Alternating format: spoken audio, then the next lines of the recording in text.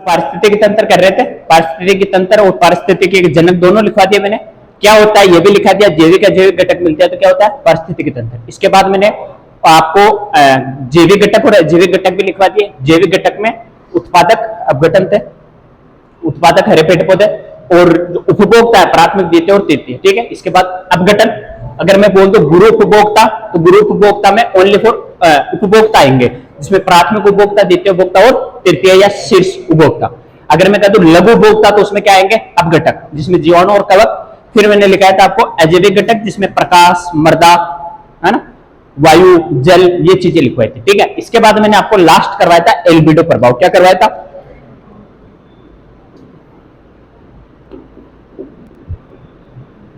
क्या होता है एल्बिडो प्रभाव? जैसे ये सूर्य की किरणें आ रही है, ये पृथ्वी है, इससे टकरा के वापस लौटती है। सूर्य की किरणें पृथ्वी की सतह से टकरा के वापस लौटना ही क्या कहलाता है? एल्बिडो प्रभाव। अगर मैं कह दूं कि परावर्तन के हिसाब से कह सकता हूं, किसी सतह से टकरा के प्रकाश का वापस आना क्या कहलाता है? परावर्तन। मेरे को आप देख रहे हो या मैं आपको देख रहा हूं, किसके द्वारा देख रहे हो? आंखों के द्वारा। मैंने आपको एक रतौंधी करवाया था विटामिन ए की कमी से, जब भी समझाया। अभी मेरा क्वेश्चन है, आप मेरे को देख रहे हो, किसके द्वारा देख रहे हो? क्यों? आंखें के कारण। प्रकाश, आंख आप मेरे को देख रहे हो, इसमें प्रकाश की अहम भूमि है। ठीक है, आप वही हो, मैं भी यही हूं। अगर मैं चारों तरफ की लाइटें बंद कर दूं, आंखें भी आपकी वही है और मैं भी वही हूं, क्या आपको दिखूंगा? तो देखने के लिए क्या आवश्यक है? आंखें भी है, ये नहीं अंधों को प्रकाश में ले जाके खड़ा कर दे कि तू देख ले बहुत सारा उजाला है नहीं, तो नहीं होगा। आंखों का, आपका जो प्रकाश आप देख रहे हो, प्रकाश मेरे से टकरा के आपकी आंखों में जा रहा है ना, तभी आप दिख रहे हो, है ना। ये टकरा के वापस जा रहा है, एक तो परावर्तन के हिसाब से भी बोल सकता हूं, और इसको क्या बोल सकता हूं? एल्बिडो प्रभाव। अब मैंने आपको लिखाया कि जैसे A B C D E, इसमें क्या था?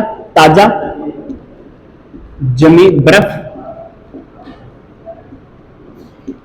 बर्फ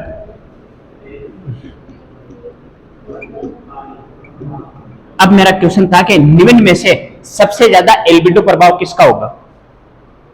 यानी ये सारी चीजें मैंने लिखा थी, किसमें से टकरा के प्रकाश स्पीड से ज्यादा जाएगा। ठीक है, जा रहा है, इसमें क्या एल्बिडो प्रभाव, सतह से टकरा के वापस जा रहा है। तो मैं कहा कि इसमें से किसकी सतह से टकरा के पानी तेजी से वापस जाएगा?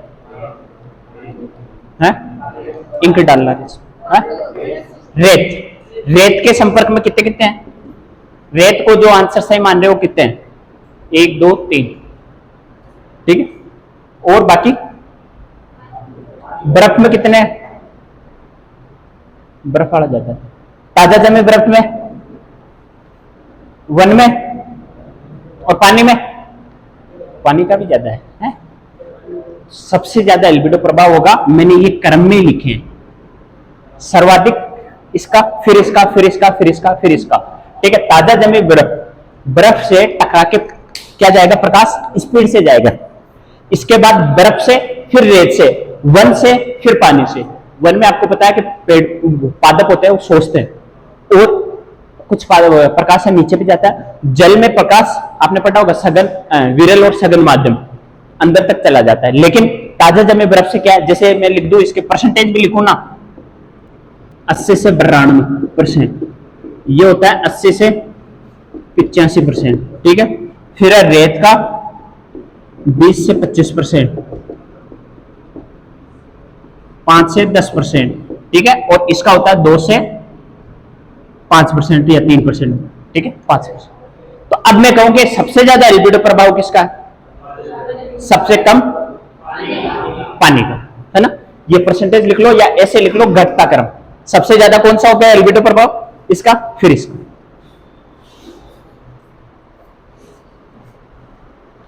क्या नाम है आपका? प्रदीप।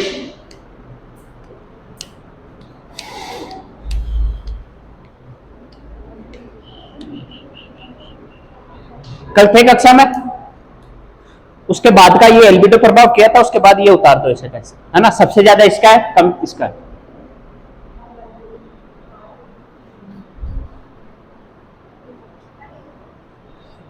क्या?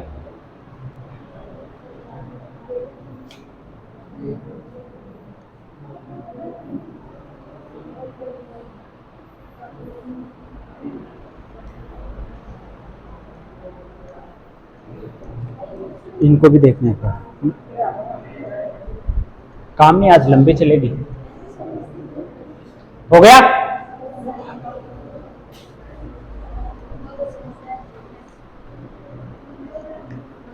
रुक जाऊं तभी।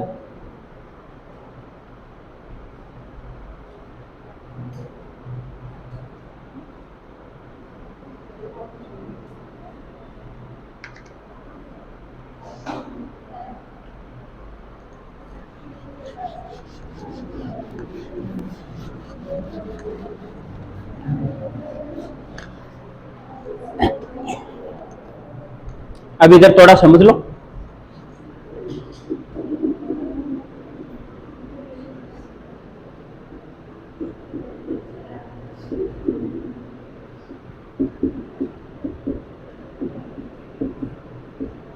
कोई बताएगा क्या होता है ये?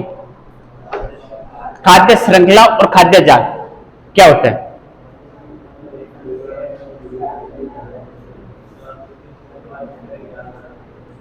तेज बोल। हम्म।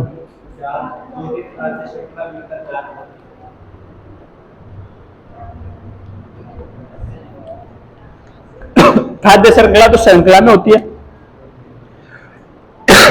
जैसे ए बी सी और डी, ये तो क्या होगी एक श्रृंखला।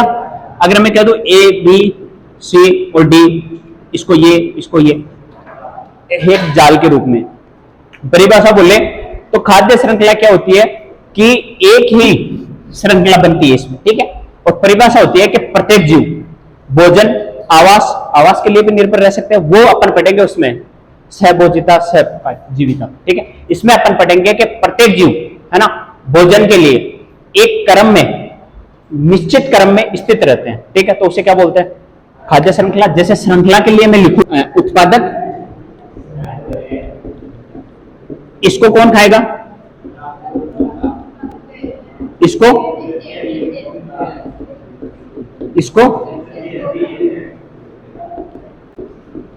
ठीक है।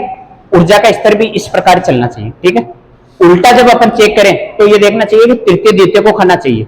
अगर द्वितीय की जगह कोई और आ गया कि जिसको ये तृतीय नहीं खाता या फर्स्ट को द्वितीय वाला नहीं खाता तो गलत हो जाएगा। जैसे मैं यहां लिख दूं लोमड़ी, ठीक है, और यहां लिख दूं खरगोश, तो खरगोश लोमड़ी को खाता है क्या? खाता है क्या? नहीं खाता, तो ये गलत हो जाएगा, ठीक है।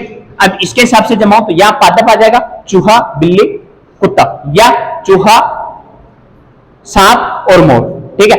अब इसी को मैं कह दूं कि खाद्य जाल क्या होता है? दो या दो से अधिक खाद्य श्रृंखलाएं मिलकर क्या बनाती है? खाद्य जाल। जैसे यहां मैंने लिखा घास, इसको कौन खा रहा था? गाय, गाय को कौन खा रहा है? शेर, ठीक है। घास को और कौन खा रहा है? चूहा, चूहे को कौन खा रहा है? बिल्ली, ठीक है। और बिल्ली को डायरेक्ट शेर भी तो खा सकता है, ठीक है। इसके अलावा मैं घास को लिखूं यहां पे हिरण, भेड़िया, और भेड़िया को कौन खाता है? शेर। शेर डायरेक्ट हिरण को भी तो खाता है, खा सकता है, गाय को खा रहा है। और अगर मैं यहां घास को और लिख दूं भैंस, भैंस की जगह लोमड़ी, फिर आगे शेर, तो भी ये किसको खाएगा ना? तो ये ज्यादा जाल बन रहा है। और पारिस्थितिकी तंत्र में जितने ज्यादा जीव होंगे खाद्य जाल उतना ज्यादा जटिल होगा। जैसे ये तो मेरे को सिंपल लग रहा है आपको, अगर मैं इधर एक और लिख दूं भैंस, भैंस को खा रही है लोमड़ी मान लो, ठीक है। इसको कौन खा रहा है? शेर। इस भैंस को कौन खा रहा है? शेर। तो ये और क्या हो रही है? थोड़ी सी जटिल हो रही है। जितने पारिस्थितिकी तंत्र में जीव होंगे खाद्य जाल कितना उतना ही जटिल होगा। जैसे और मैं इसमें 4-5 नाम ऐड कर दूं तो और जाल जैसा लिखेगा। जाल तो अपन बोल सकते हैं कि दो या दो से अधिक खाद्य श्रृंखलाएं जब मिल जाती है तो उसे क्या बोलते हैं? खाद्य जाल। तो आप लिखो खाद्य श्रृंखला, पहले खाद्य श्रृंखला क्या हो? पहले खाद्य श्रृंखला हेडिंग लगा, ओनली खाद्य श्रृंखला हेडिंग। क्या पेन खत्म हो गया?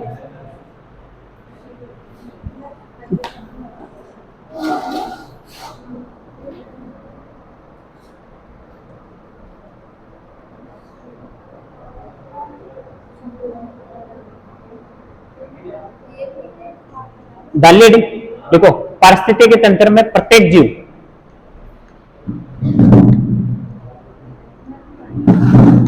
पारिस्थितिकी तंत्र में प्रत्येक जीव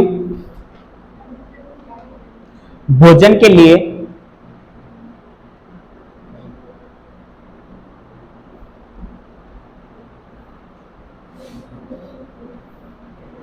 निश्चित क्रम में स्थित होता है। भोजन के लिए निश्चित क्रम में स्थित होता है, इसे ही खाद्य श्रृंखला कहते हैं।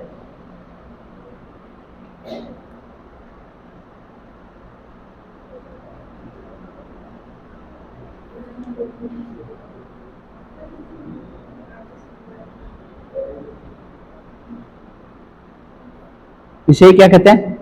खाद्य श्रृंखला। एग्जाम्पल में ये वाला लिखो पहले तो, प्राथमिक उपभोक्ता, उत्पादक, प्राथमिक उपभोक्ता, द्वितीय उपभोक्ता, पूरा लिखना, उप मत लिख देना, आप उपभोक्ता लिखो पूरा। उत्पादक, प्राथमिक उपभोक्ता, द्वितीय उपभोक्ता, तृतीय उपभोक्ता।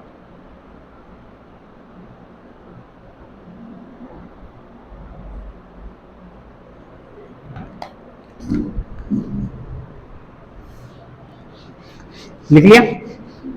जैसे पादप या हरे पेड़ पौधे, इसको क्या खा रहा है?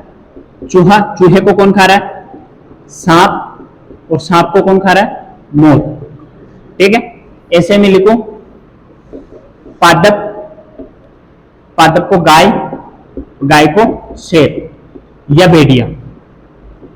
ठीक है, जरूरी नहीं कि पूरी तक चले। ठीक है, बहुत सी, अभी मैं आपको खाद्य श्रृंखला के प्रकार लिखाऊंगा ना, तब इसमें ओनली फॉर उत्पादक और अपघटनकर्ता ही मिलेंगे। ठीक है, एक और लिख सकते हैं अपन, ये पादप लिख दो, ओनली फॉर पादप। पादप को कौन खा रहा है? जैसे बकरी। बकरी को कौन खा रहा है? भेड़िया।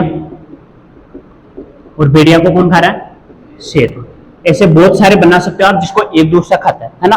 और ऐसे क्वेश्चन में एरो का हमेशा ध्यान रखना।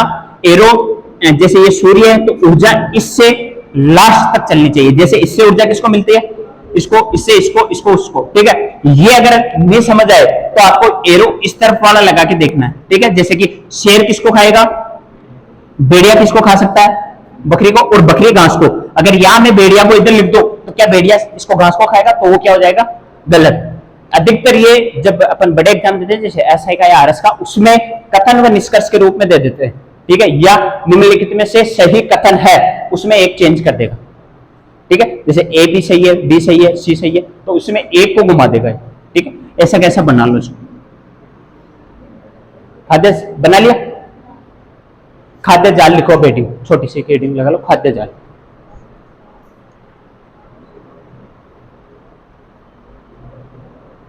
जब दो या दो से अधिक खाद्य श्रृंखला मिलती है तो उसे खाद्य जाल कहते हैं।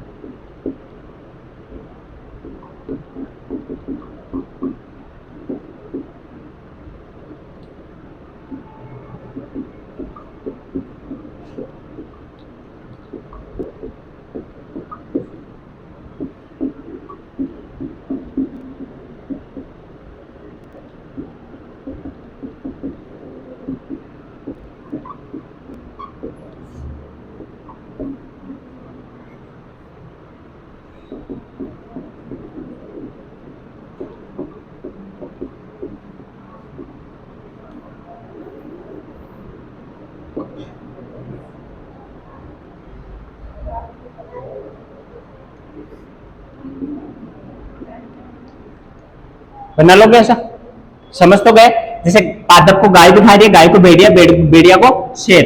शेर डायरेक्ट गाय को भी खा सकता है, इधर हिरण घास को खा रहा है, शेर हिरण को भी खा सकता है। ठीक है, अगर गाय की जगह मैं भैंस लिख दूं तो भी एक और श्रृंखला बन जाएगी, तो ज्यादा से उलझना नहीं अपने को, ऐसा बना लो। ठीक है, चूहे को शेर खा सकता है क्या दोस्त? अरे वो स्टोरी है, दोस्त होता है वो तो, है ना, उसका जाल काटा था क्या?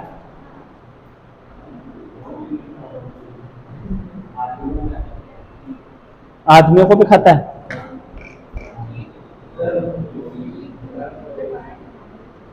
फटकला, लाइट वाला फटकला, बैन कीट के, समझ गई? छोटे मोटे जैसे खेत पे गए हो तो चिन्ने चिन्ने मच्छर आ गए, कौन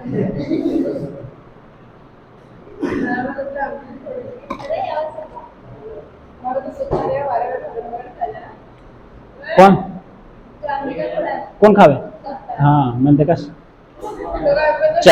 तो चाइना में खाते हैं तो क्या पता वहां से आया हुआ हो कोई।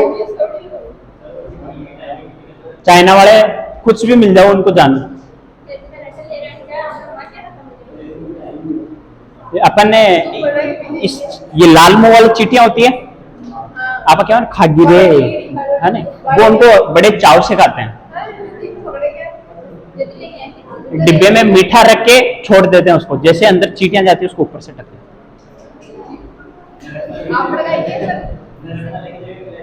नहीं नरक वरक वो उनके लिए नहीं है, ये नरक स्वर्ग अपने भारत वालों ने बनाए हैं, है ना।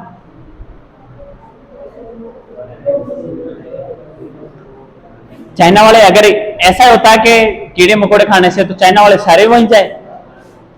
कहां रह गया यार तुम? घर से कल भी लेट आया था, आज भी लेट आया था। अगर मैं पूछूं अब उससे क्वेश्चन के निम्न में से एल्बिडो प्रभाव किसका ज्यादा होगा, ये बता पाएगा? टाइम का ध्यान रखो रे यार भाई। आप 1 घंटा लेट हो लगभग। चले आगे अपन। अब लिखो खाद्य श्रृंखला के प्रकार। खाद्य श्रृंखला के प्रकार।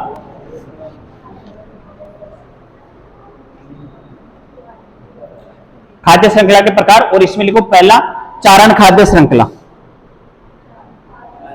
चारण चारण हाँ कैंडी माता लो। चारण खाद्य, तीनों के नाम साथ लिखूं या पहले एक एक लिखवा दूं? एक एक खाद्य श्रृंखला लिखे। चारण खाद्य श्रृंखला इसमें लिखो। खाद्य श्रृंखला का तो मतलब समझते हो ना, उपभोक्ता से किधर जाएंगे? उत्पाद। तो इसमें लिखो इस खाद्य श्रृंखला में उत्पादक से उपभोक्ता की तरफ जाने पर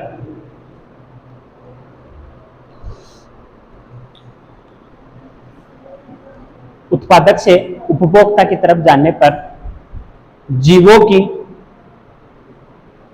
संख्या में कमी, जीवों की संख्या में कमी तथा उनके शरीर के आकार में वृद्धि होती है।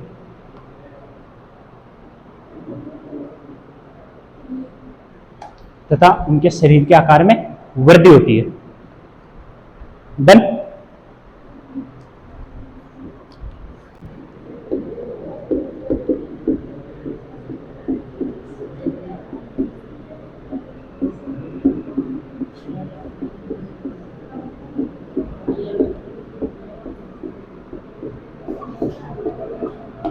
परिभाषा क्या थी? उत्पादक से उपभोक्ता की तरफ जाने पर संख्या में क्या होगी? कमी, व इनके आकार में वृद्धि। यानी संख्या तो क्या भाई, आवाज नहीं, संख्या तो क्या है? कम, आकार यानी बढ़ेगा। ठीक है, अब देखते हैं अपन कि यहां उत्पादक में मैं क्या लिख दूं? घास लिख दूं। ठीक है, घास को कौन खाती है? बकरी। बकरी को कौन खाता है? भेड़िया। और भेड़िया को कौन खाता है? शेर। क्या आपको लग रहा है कि जितनी घास या जितनी बकरियां होती है उतने शेर होते हैं क्या? है? शेर तो जंगल में एक नहीं होते तो ज्यादा है, फिर राजा बोलता है ना, जंगल में शेर बागों में मोर। सुना गाना? अभी आएगा वो, आगे जब अपन पढ़ेंगे तब इसी में आएगा, है ना। यही से तो बना है वो, जंगल में शेर। घास बहुत सारी होती है, घास को खाने वाली बकरियां इससे कम हो जाती, इससे कम भेड़िया, भेड़िया से कम शेर। क्या घास का आकार शेर से बड़ा होता है क्या? क्या बकरी का आकार शेर से बड़ा होता है? क्या भेड़िया का आकार शेर से बड़ा होता है? सबसे बड़ा कौन? सबसे छोटा कौन? घास। सबसे ज्यादा संख्या में क्या? सबसे कम। इसकी बात कर रहा हूं, है ना। ये मत कह देना शर्मा के घर के पास मुर्गियां ज्यादा है। इस श्रृंखला में मैंने कहा कि जो चारण खाद्य श्रृंखला होती है, इस श्रृंखला में उत्पादक से उपभोक्ता की तरफ जाने पे संख्या में तो क्या होगी? कमी, लेकिन आकार में वृद्धि। समझ गए इसको? ऐसा कैसा छाप दो इसे। है? हाथी घास खाता है? खाओ।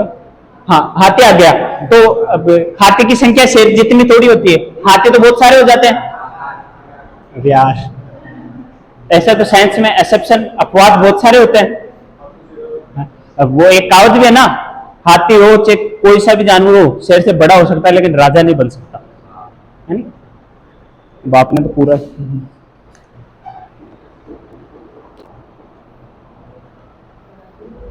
बेटे बेटा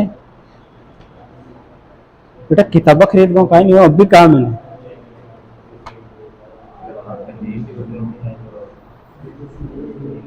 देखो पहले किताब खोलते मेरे हाथ में एक क्वेश्चन आया है।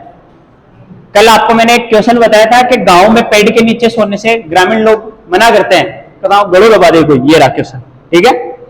रात के समय पेड़ के नीचे सोना उचित नहीं माना क्योंकि पेड़ खालिस्तान छोड़ता है, carbon dioxide, oxygen, carbon monoxide या सल्फर डाइऑक्साइड, कार्बन डाइऑक्साइड। और इसमें ऑप्शन दिया पोस्टमार्टम कैसे करना है, जैसे इसमें दिया था कार्बन मोनोऑक्साइड CO, ठीक है। तो ये अपने कोयले सिगड़ी है ना, इसको गलगोटू वो कहते हैं गैस, इसमें है ना दमगोटू गैस, दम घुटता है। जैसे आपने सुना होगा कि सिगड़ी, एक बार दिल्ली में पढ़ने वाले लड़के जो जयपुर में है ना बंद करके सो गए थे, सर्दी का मौसम था, सिगड़ी चेताली, तो उससे क्या हो गई, ये CO ज्यादा निकलती है, जैसे गाड़ियों से भी CO निकलती है, तो ये क्या करती है, दम घोटती है अपना, है ना। CO और कार्बन डाइऑक्साइड और ऑक्सीजन, ठीक है।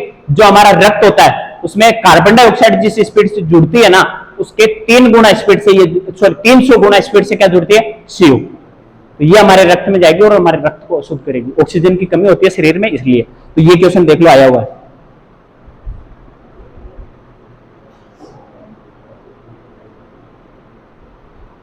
पौधों में शोषण, पौधे शोषण में कल बताया था मैंने, क्या लेते हैं शोषण में, 2007 SI में पूछा, प्लाटून कमांडो SI, हाँ SI, हाँ 5 पेड़ बताएं, पीपल, तुलसा, ये से जो है ना, ये धर्म से जुड़े हुए। जैसे गांव अधिकतर पीपल की पूजा कौन करते हैं, आदमी करे लुगाया करे, लुगाया। पहले क्या होता था कि पेड़ को बचाना, पेड़ कहते हैं ऑक्सीजन देती है पीपल 24 घंटे, ठीक है।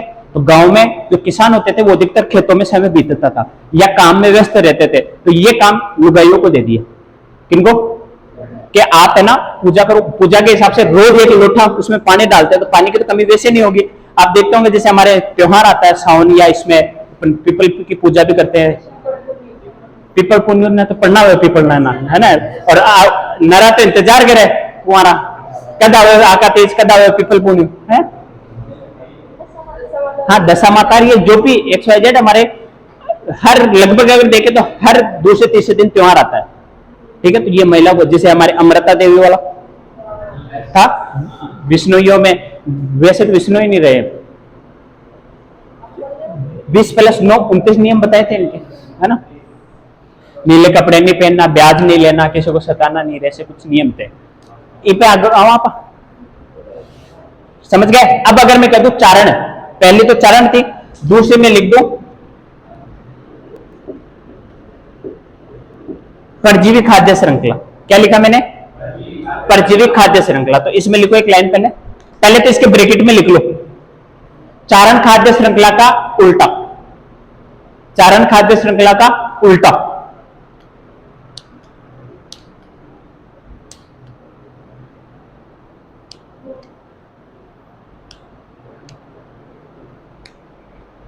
चारण खाद्य श्रृंखला का उल्टा, डन। अब उल्टा बोला तो आपके माइंड में ये नहीं चलना चाहिए कि उत्पादक से उधर आएगा। ऊर्जा का प्रवाह किधर होता है, हमेशा उत्पादक। वैसे तो ऊर्जा का एकमात्र स्रोत क्या है, सूर्य, तो सूर्य से प्राप्त उस तक जाना चाहिए, ठीक है। अब मैंने कहा उल्टा, तो इस ऊर्जा को तो उल्टा नहीं कर सकते अपन, क्या कह रहा, तेज बोल। बहुत बड़ा है मर्रा डाकी, सूरज का जितना प्रकाश, मैंने ये थोड़ी इनका सूरज बना रहा है ऊर्जा, सूरज ऊर्जा थोड़ी देता अपने को, वो तो प्रकाश देता है, बनाते तो पेड़ पौधे हैं प्रकाश संश्लेषण क्रिया द्वारा, और जितना प्रकाश पड़ता है पेड़ पौधों पे उसका 1% का भाग लेते हैं। अगर 100% बढ़ रहा है, 99 का नहीं, 1% भाग से ऊर्जा बनाते हैं। जैसे हमारे शरीर में विटामिन डी कहां से मिलता है, चुप, हमारे शरीर में विटामिन डी कहां से मिलता है, सूर्य से, सही है क्या, गलत। सूर्य से प्रकाश मिलता है, विटामिन डी में हमारा शरीर बनाता है। जो कोलेस्ट्रॉल की लेयर हमारी इस त्वचा के नीचे, वो विटामिन डी में परिवर्तित करती है। समझ गए? सूर्य से प्रकाश ही मिलता है, लेकिन उसकी उपस्थिति में हमारा उस प्रकाश को किसमें बदल देता है? विटामिन डी में। भारतीयों में विटामिन सी, विटामिन डी और विटामिन के, इनकी कमियां नहीं होती, क्योंकि के तो कहां बनता है? आंतों में। बड़ी आंत में इकोलाई जीवाणु लिखा था मैंने, उसमें बनता है। और सी भारतीयों में सबसे ज्यादा किससे? मिर्ची से। तो मिर्ची हम डेली खाते हैं लगभग, लाल ले लो, हरी ले लो, सब खाते ही हैं।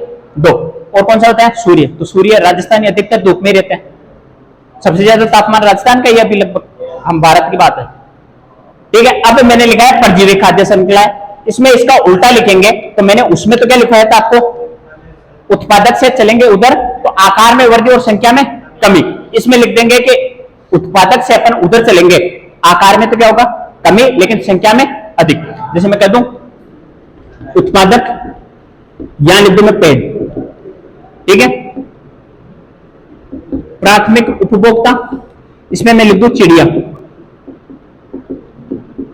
ठीक है, इधर मैं लिख दूं द्वितीय, और चिड़िया के ऊपर रहते हैं परजीवी। रहते हैं क्या? पेड़ से बड़ी होती है क्या चिड़िया? क्या चिड़िया से बड़े होते हैं परजीवी? आकार में क्या हो रही है? कमी, यानी आकार छोटा हो रहा है। क्या एक पेड़ पे 10 चिड़िया रह सकती है, और मान लो एक चिड़िया पे 10 परजीवी है, तो परजीवी की संख्या कितनी होगी? 100। तो यानी बढ़ रही है। तो इसमें लिखो कि उत्पादक से उपभोक्ता की तरफ चलने पर, उत्पादक से उपभोक्ता की तरफ चलने पर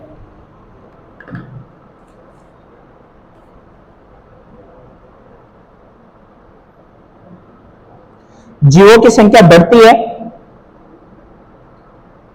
जीवों की संख्या बढ़ती है, जबकि इनका आकार घट जाता है।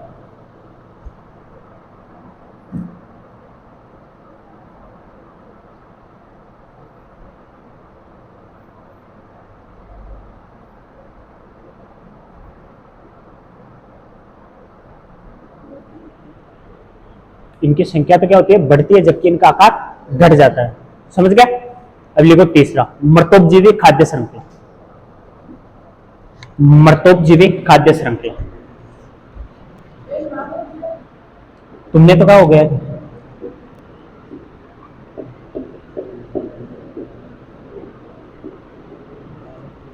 मृतोपजीवी खाद्य श्रृंखला है।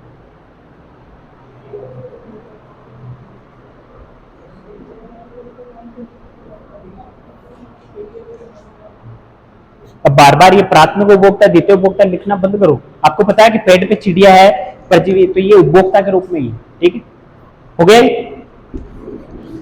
अब इसमें तो मैंने उल्टा करवा दिया, एक तो सीधा करवाया, एक उल्टा करवाया। इसमें क्या हो सकता है? दोनों का मिश्रण होगा। Very good. और अपघटक, वेरी गुड। मृतोपजीवी से क्या नाम आ रहा है? अपघटक। तो इसमें मैं कह सकता हूं ये सबसे छोटी श्रृंखला होती है। क्या होती है?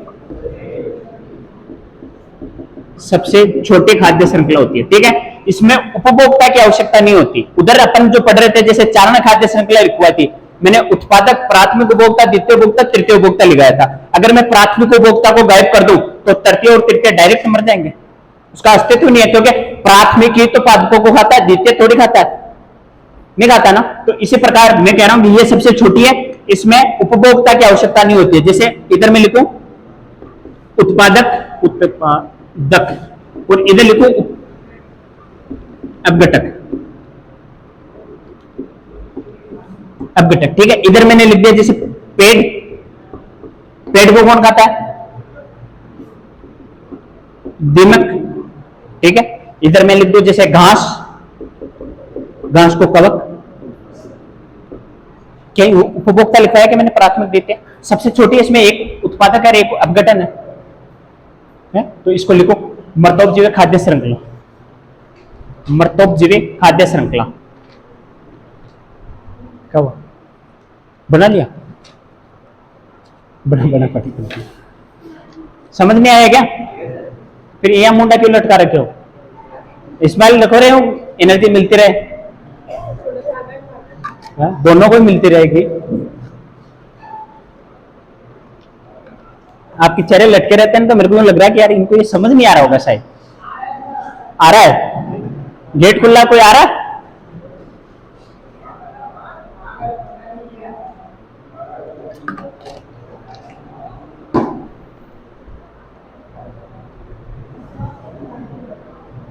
हो गया। इसमें लिखो मर्तोपजीवी में ये सबसे छोटी खाद्य श्रृंखला होती है।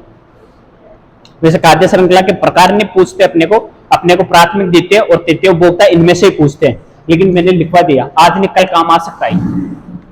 पढ़ा कहीं पहले ये खाद्य श्रृंखला के प्रकार। सबसे छोटी खाद्य श्रृंखला होती है, सबसे छोटी खाद्य श्रृंखला होती है। फिर अगली लाइन में लिखो इस श्रृंखला में उपभोक्ता की आवश्यकता नहीं होती है। इस श्रृंखला में उपभोक्ता की आवश्यकता नहीं होती। इसमें उत्पादक व अपघटक अनिवार्य होते हैं।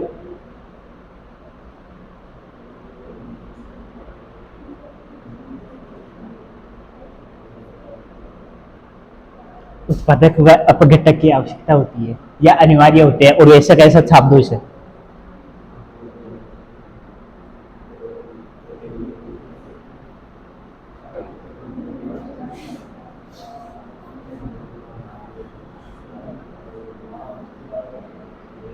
डन, चले आगे।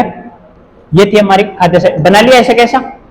3 खाद्य श्रृंखला बताई थी मैंने। वैसे खाद्य श्रृंखला क्या होती है कि निश्चित क्रम में प्रत्येक जीव भोजन के लिए एक निश्चित क्रम में उपस्थित होता है, जैसे उत्पादक, उपभोक्ता, द्वितीय, तृतीय, ठीक है, जैसे शीर्षस्थ पे बोल सकते हैं। उसके बाद मैंने कहा कि जाल 2 या 2 से अधिक श्रृंखला मिलकर क्या बनाएगी, जाल। फिर मैंने कहा खाद्य श्रृंखला के प्रकार, 3 प्रकार लिखा है। पहला चारण, दूसरा मर्तजीवी और तीसरा परजीवी और तीसरा मर्तोपजीवी, ठीक है। चारण खाद्य श्रृंखला, परजीवी खाद्य श्रृंखला और मर्तोपजीवी खाद्य श्रृंखला। चारण में तो क्या था, सीधा था, उसमें क्या था कि संख्या में कमी लेकिन आकार में वृद्धि। लेकिन दूसरा वाला जो परजीवी था उसमें संख्या में तो क्या होगी, वृद्धि, लेकिन आकार में कमी।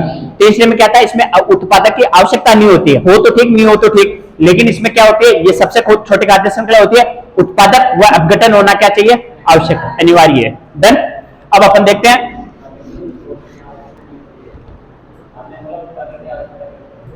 नहीं होती तो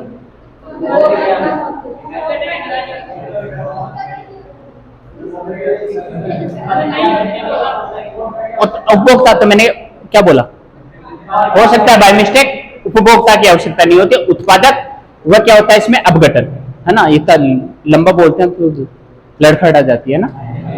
अब आता है हमारे पारिस्थितिकी तंत्र के पिरामिड।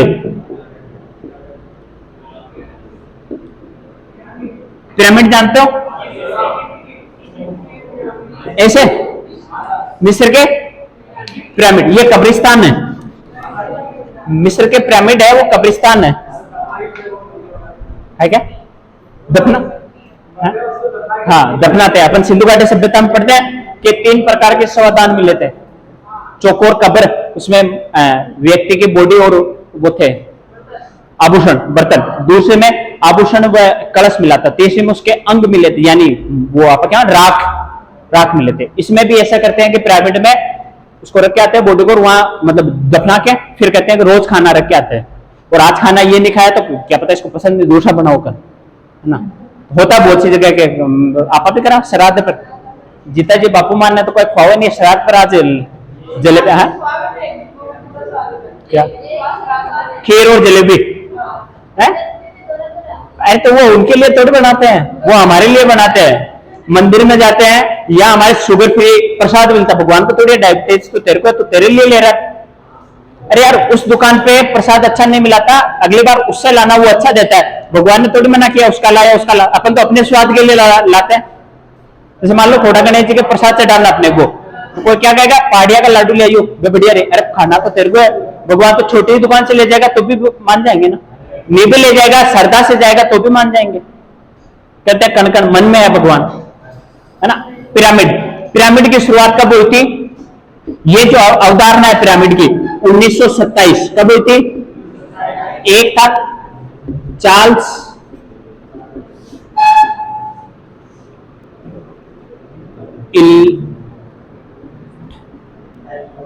इल्टन, चार्ल्स इल्टन कौन था, इसने सबसे पहले 1927 में क्या दिए थे, पिरामिड की अवधारणा। पिरामिड होता क्या है वैसे, ये क्या ये भी पिरामिड कहलाएगा क्या?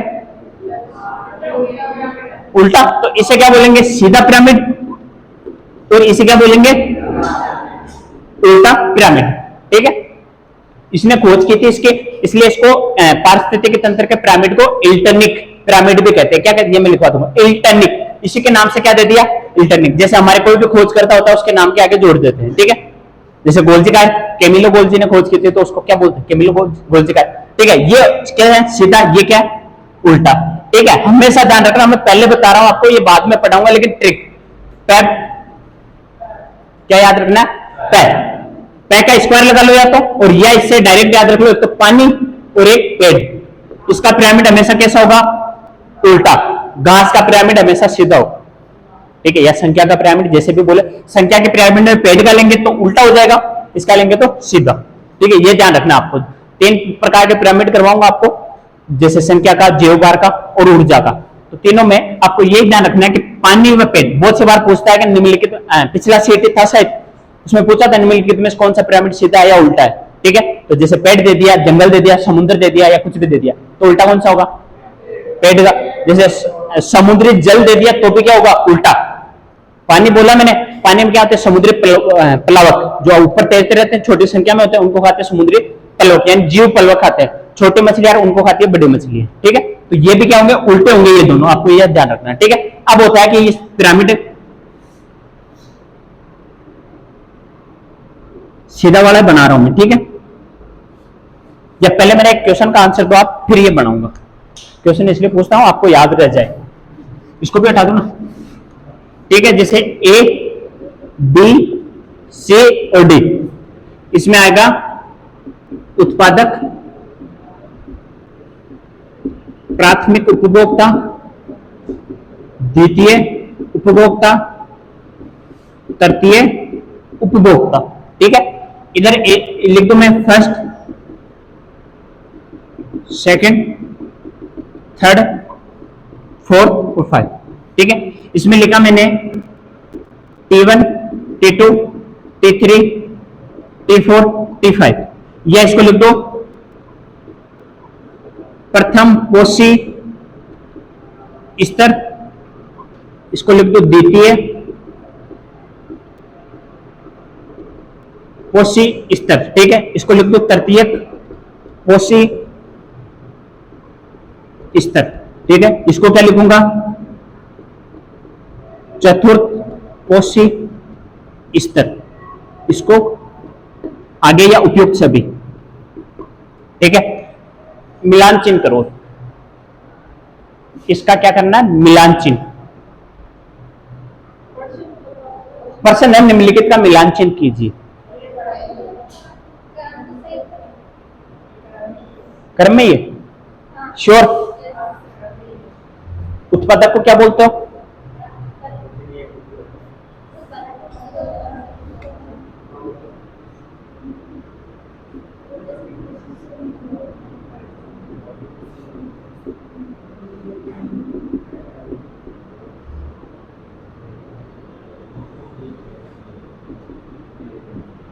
प्राथमिक उपभोक्ता, द्वितीय उपभोक्ता, तृतीय उपभोक्ता। अगर मैं कहूं कि इसके सामने कौन सा पोषक स्तर होगा उत्पादक के?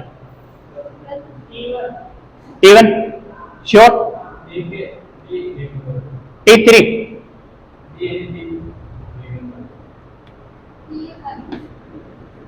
यो 1 नंबर में, और ये सही क्रम में है बेटा। इसको बोलेंगे T1, T2, अरे हाँ खरीदियो, मको मना करियो के T3 और T4, बाकी भी तो राय लेनी चाहिए। यानी पोष स्तर पूछे ना तो प्राथमिक पोष स्तर या प्रथम पोष स्तर तो क्या होंगे? उत्पादक। सेकंड, थर्ड, ऐसे क्रम चालेगा। यानी पिरामिड में उत्पादक को T1, T2, T3, T4। आपने 10th की एनसीईआरटी पढ़ी, उसमें लगभग 13वां पार्ट है अभी तो, और पहले 16वां पार्ट था हमारा पर्यावरण, उसमें ऐसा कैसा डायग्राम बनाया हुआ है पोष स्तर वाला, है ना, कि प्रथम पोषी, द्वितीय पोषी, तृतीय पोषी। ठीक है, इसका भी मिलान चिन्ह दे सकता है, जैसा मैंने क्वेश्चन बनाया इसको मिलाओ। या पूछ सकता है कि जैसे मैंने दे दिया गाय, गाय निम्न में से कौन सा पोषी स्तर है? बताओ देखें,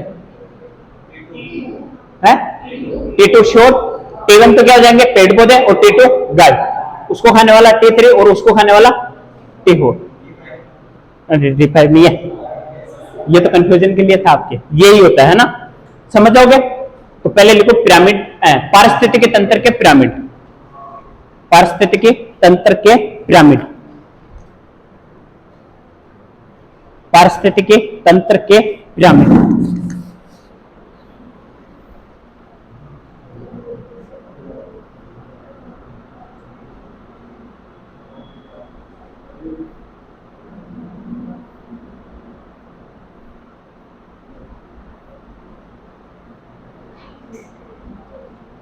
लिखो पारिस्थितिकी तंत्र के पिरामिड के, पारिस्थितिकी तंत्र के पिरामिड की अवधारणा वर्ष 1927, पारिस्थितिकी तंत्र के पिरामिड की अवधारणा वर्ष 1927 में, नाम लिखो क्या वापस, वो लिखा था चार्ल्स इल्टन, लिख लोगे 1927 में चार्ल्स इल्टन ने दी, द्वारा दी गई।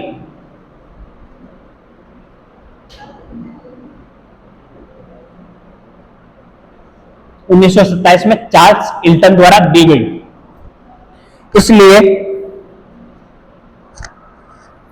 पारिस्थितिकी तंत्र के पिरामिड को, इसलिए पारिस्थितिकी तंत्र के पिरामिड को, पारिस्थितिकी तंत्र के पिरामिड को ए इल्टनिक, इल्टन लिखा उसको आगे लिखना इक, छोटी की मात्रा और कर, इल्टनिक पिरामिड भी कहते हैं। खोज इल्टनिक, इसलिए इसको क्या कहते हैं, इल्टनिक पिरामिड भी कहते हैं।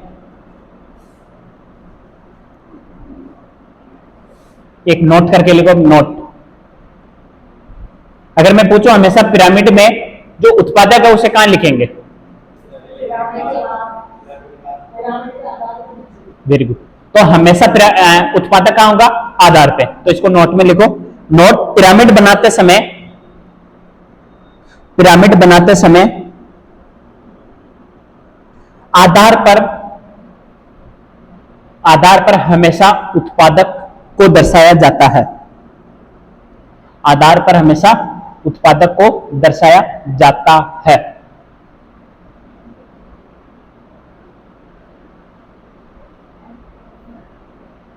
हो गया, दर्शाया जाता है। अब वो एक नीचे डायग्राम बनाया मैंने, प्राथमिक उपभोक्ता, द्वितीय उपभोक्ता, तृतीय उपभोक्ता, तृतीय उपभोक्ता, ठीक है।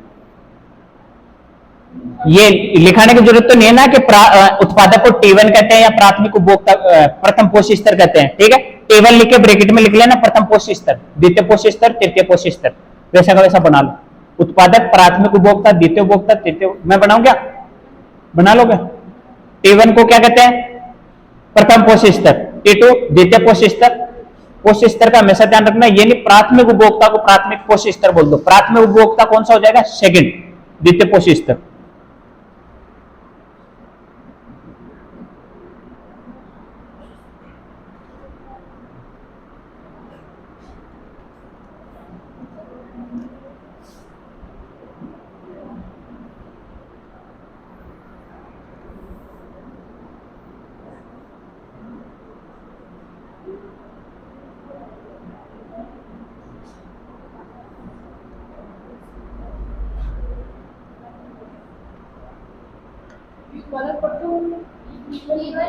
हाँ T1 प्रथम पोषी स्तर, हो गया। अब लिखो प्रथम पोषी स्तर, सॉरी पहला लिखो संख्या के पिरामिड, पिरामिड कर रहे हैं, इस पिरामिड लिखते हैं संख्या के पिरामिड। लिखाने वाले लाइन तो लिखवा दूं मैं, लिखने की है वो मैं लिखवा दूं, है ना। संख्या के पिरामिड सीधे भी हो सकते हैं व उल्टे भी हो सकते हैं, संख्या के पिरामिड सीधे भी हो सकते हैं और उल्टे भी हो सकते हैं। नेहा फोन आ रहा दिखे तेरे,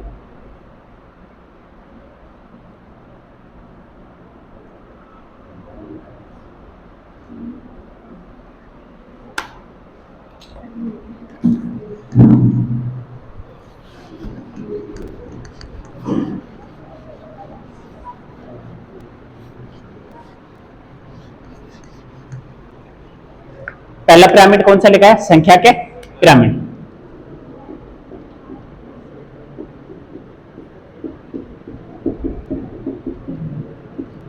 संख्या के पिरामिड कैसे हो सकते हैं? सीधे व उल्टे। ठीक है, जैसे मैं कहूं घास का पिरामिड, पारिस्थितिकी तंत्र के घास के पिरामिड, तो वो कैसे हो जाएंगे? घास के पिरामिड सीधे। और पेड़ के पिरामिड लिखूं तो नोट करके मैंने पहले बता दिया, पेड़ व समुद्र या पानी का कैसा होगा? उल्टा। तो इसका कैसा होगा? उल्टा। ठीक है, तो घास का पिरामिड अगर मैं बनाऊं तो जैसे घास,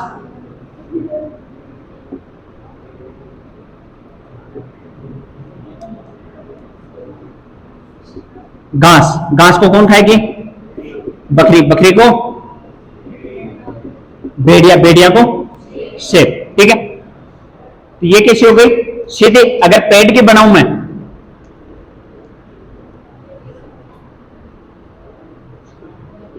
पेड़, पेड़ पे चिड़िया, चिड़िया पे परजीवी। क्या? तो आधार पे क्या या बाहर लिखो? अरे खाई यार, बच्चे वाली चीज। ये लिख दो पेड़, अब लिख दो बकरी, सॉरी चिड़िया। हाँ, एक मिनट। और ये क्या हो जाएगा? परजीवी। क्या कह रहे हो? आधार पे शीर्ष सही। अरे बेटी, इसको जैसे मान लो ये मैंने कहा कि ये यहां पे रहना है, हमेशा यहां पे रहना है। ठीक है, इसको मैं उल्टा कर दूं तो इसका आधार तो ये हो गया ना, सतह तो ये हो गया। आधार क्या होता है? बेस। बेस तो ये है ना, समझ गया? कोई वस्तु है, उसका मैंने कहा जैसे इसका आधार ये है। ठीक है, इसको मैंने आधार पे क्या होता है? जिस पे टिकी रहती है उसे आधार बोलते हैं। इसको मैंने उल्टा कर दिया तो इसका आधार कौन सा हो गया? ये। समझ गया? संख्या के पिरामिड सीधे व उल्टे हो सकते हैं। अब पहला लिखो घास के पिरामिड। घास के पिरामिड, पेन ऑफिस से लाना। पेन है क्या किसी के पास? डबल है? खुशी पेन है? अब मेरे को ना, क्या नाम है?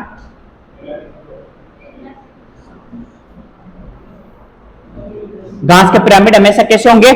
सीधे।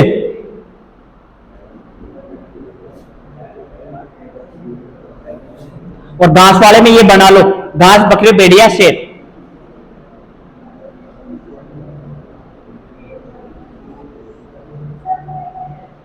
है वो वहां क्यों जा रही है अभी? पेड़ पे चिड़िया, चिड़िया पे परजीवी। घास के पिरामिड हमेशा कैसे बनेंगे रे? सीधे। और सीधे में ये घास, बकरी, भेड़िया और शेर। भेड़िया की जगह लोमड़ी भी लिख सकते हो, और बकरी की जगह गाय, जो प्राथमिक उपभोक्ता, और वैसे कुछ भी लिख सकते हो प्राथमिक उपभोक्ता वाले। ठीक है, दूसरा लिखो पेड़ के पारिस्थितिकी। हाँ, डायरेक्ट लिख लो, या तो पेड़ के पिरामिड, और पूरी लाइन लिखाऊंगा तो पेड़ के पारिस्थितिकी तंत्र की संख्या का पिरामिड। वैसे तो हम संख्या के पिरामिड में लिख रहे हैं, तो पेड़ का पिरामिड कैसा हो जाएगा? हमेशा उल्टा। और उल्टे में वो बना लो।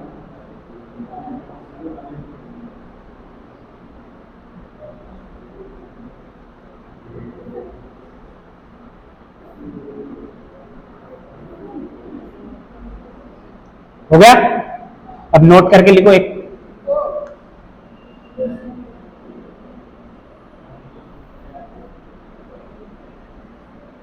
नोट।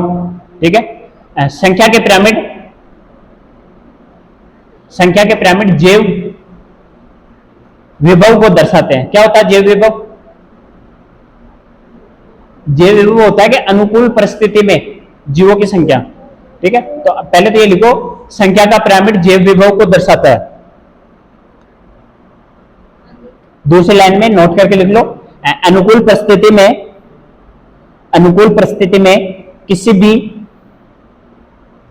भी प्रजाति के जीवों की अधिकतम संख्या जैव विभव कहलाती है।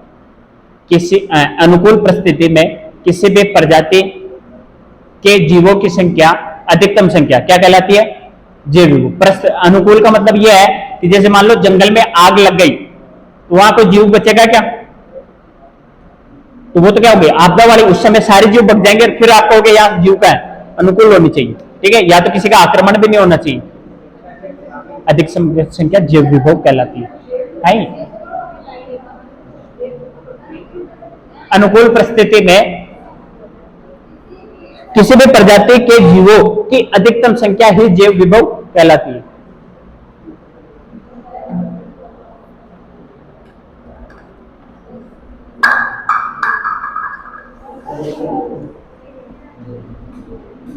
दूसरा लिखो जैव भार की पिरामिड, संख्या का पिरामिड हो गया, दूसरा लिखो जैव भार की पिरामिड।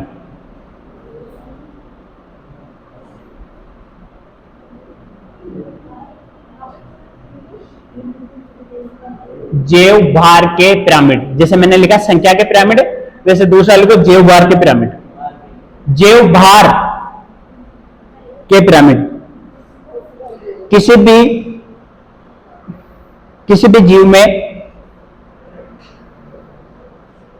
भी जीव में जीवित कार्बनिक पदार्थों की मात्रा उसका जैव भार कहलाती है। किसी भी जीव में जीवित कार्बनिक पदार्थ की मात्रा उसका जैव भार कहलाती है।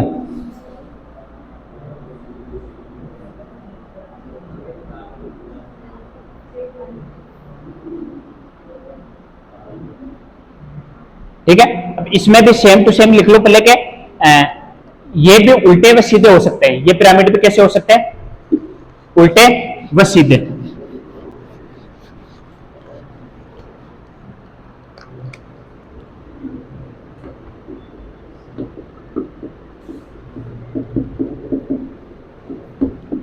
कैसे हो सकते हैं?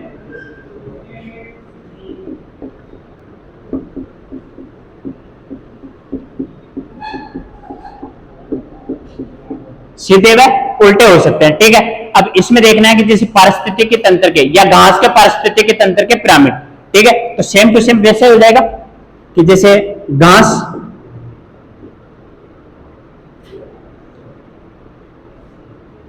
को कौन खाएगा? बकरी को। वो एग्जांपल लोमड़ी ले, और लोमड़ी को सेब। ये तो कैसा हो गया? सीधा घास वाला। अब मैं कह दूं कि समुद्री घास या पानी, मैंने लिखवाया था पानी व पेट का पिरामिड कैसा होगा? उल्टा। तो यहां पे ध्यान रखना कि समुद्री घास, जैसे समुद्री पलवक बोलते हैं अपन, कि जैसे मैंने बनाया ये,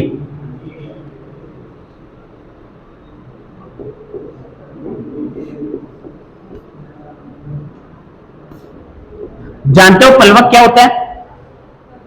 जो सतह पे तैरते हैं छोटे छोटे पादप के रूप में, इनका आकार भी छोटा होता है, जिसमें अपन वायवीय भरी होती है, जिसके कारण ये तैरते हैं। उत्तक होते हैं, वायवीय उत्तक। तो समुद्री पलवक, इसको कौन खाएंगे?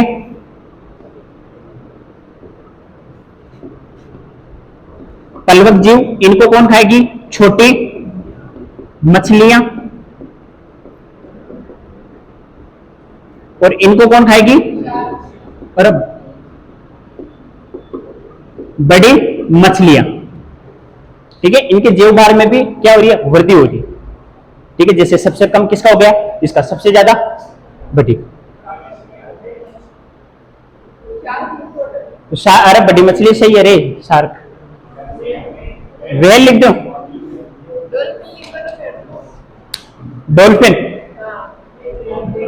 कहां पाई जाती है? डॉल्फिन पूरी गंगा नदी में।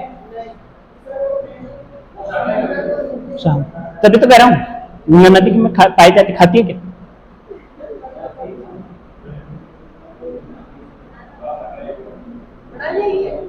हाँ, लिख लो पहले घास का और इसका, समुद्री पानी या घास। हमेशा बस यही ध्यान रखना आपको, पानी व पेट का पिरामिड कैसा होगा? हमेशा उल्टा।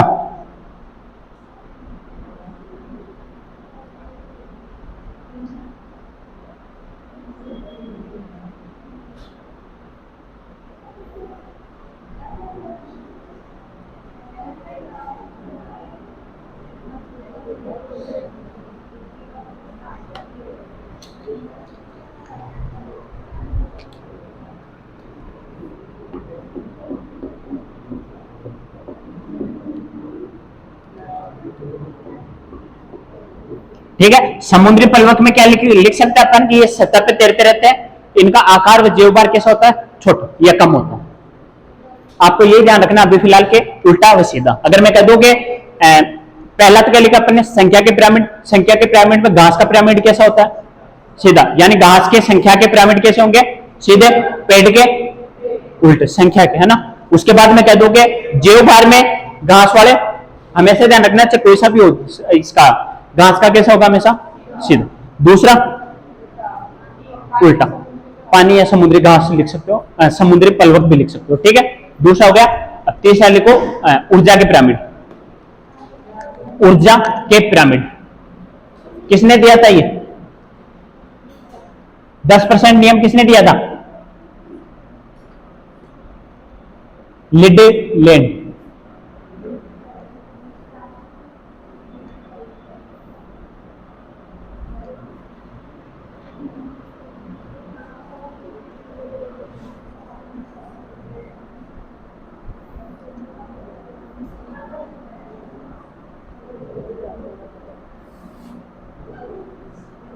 लिखो ऊर्जा के पिरामिड।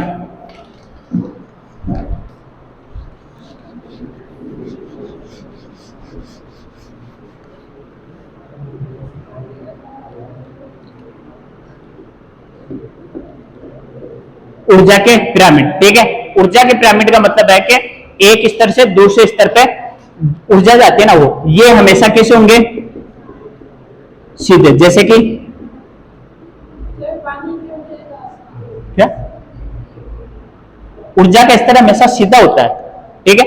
जैसे मैंने कहा यहां पे ये, ठीक है। जैसे मैंने लिख दिया पादप, ठीक है। यहां क्या आएगा, प्राथमिक उपभोक्ता, सेकंड और तृतीय या सर्वोच्च। तो ऊर्जा इसमें सबसे ज्यादा होगी। फिर जैसे घास है या पादप है, पादप में मान लो मैंने कहा 10,000 क्या है, किलो कैलोरी ऊर्जा है, इसका 10% जाएगा तो इसमें कितनी हो जाएगी, इसमें 10, यानी 90% का ह्रास हो रहा है और 10% क्या हो रही है, ऊर्जा। यानी एक होता है हमारे लिड में, इसने ये 10% का नियम दिया था, किसने दिया था, ठीक है। इसने 10% का नियम दिया था कि प्रत्येक कोश स्तर, जो जैसे कोश स्तर किसे बोल दिया, उत्पादक, प्राथमिक उपभोक्ता, द्वितीय उपभोक्ता, यानी प्रत्येक कोश स्तर से अगले कोश स्तर पर जाने पे 90% ऊर्जा का ह्रास होगा, उसको प्राप्त कितनी होगी, 10%। जैसे मान लो किसी को, अगर मैं यहाँ पादप का इनका लिखा, जैसे शेर बकरी को खा रहा है तो उसकी ऊर्जा कितनी मिलेगी उसको, जैसे एग्जाम्पल में बकरी पादप को खा रही है तो पादप में जैसे कितनी भी ऊर्जा है मिलेगी, कितनी, 10। बकरी को भेड़िया खा गया तो उसको भी कितनी मिलेगी, 10। किसकी, पादप की 10 की 10। फिर उसको शेर ने खा लिया तो 10 उस पादप से मिली, उसकी ऊर्जा की 10%।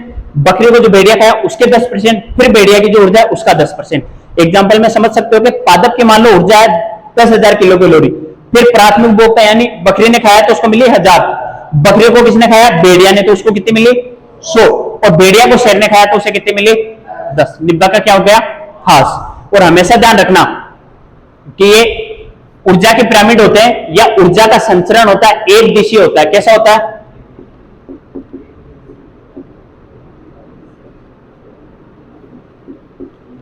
एक दिशा में संचरित रहता है, ठीक है। मेरा एक क्वेश्चन है, निम्नलिखित में लिखो,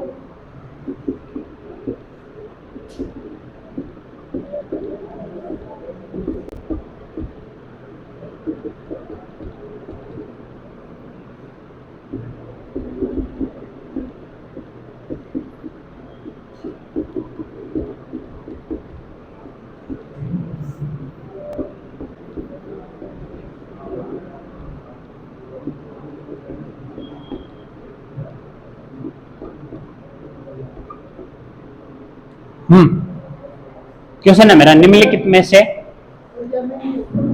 किसका पुनः चक्रण नहीं होगा, ठीक है। जैसे मैं कहूं कि घास को बकरी, बकरी को भेड़िया और भेड़िया को शेर, शेर को, इसके जो पोषक तत्व है वापस किस में आ जाएंगे, मिट्टी में, और मिट्टी से कौन लेगा, घास। अब बताओ इसका आंसर क्या होगा, निम्न में से किसका पुनर्चक्रण नहीं होता?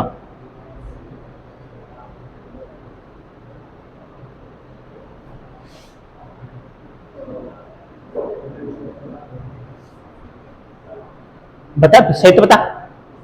ये कंफर्म या ये कौन कौन है सल्फर में? बताओ तो सही, कौन कौन मान रहा है सल्फर सही है इसका आंसर? नहीं बता रही है, 2-3। एक ने बताया कार्बन, और कार्बन 2, 3, 4 कार्बन, मतलब कार्बन को मानने वाले है ना। वैसे कार्बन ही है, हमारे शरीर में भी तो कार्बन है, प्रत्येक वस्तु में कार्बन पाया जाता है, चाहे वो जीव हो चाहे निर्जीव।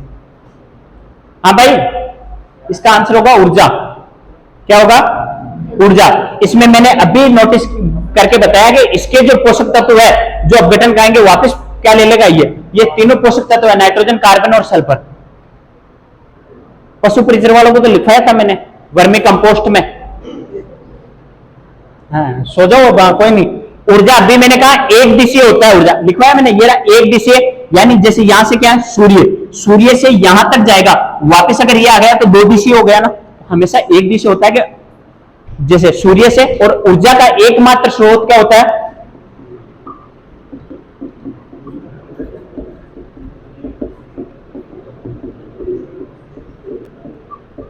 सूर्य। ठीक है, सूर्य से ऊर्जा मिलेगी किसको? पादपों को, पादप से फिर इधर चलेगी वापस, पुनर्चक्रण नहीं होता किसका? ऊर्जा का। ठीक है, 10% नियम किसने दिया था? लिडमैन ने। इसके लिडमैन के 10% को नियम को अपन कहते हैं दशांक नियम। क्या कहते हैं? दशांक नियम भी कह सकते हैं। इसमें प्रत्येक कोशीय स्तर को कितनी ऊर्जा मिलेगी? 10%। उत्पादक कौन सा हो गया? ये उत्पादक उत्पादन 1% ही करेगा कुल ऊर्जा का। कितना?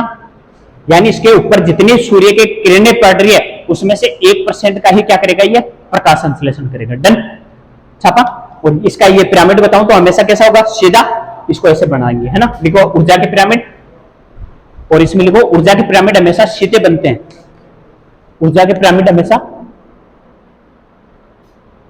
कुछ कह रहे हो क्या?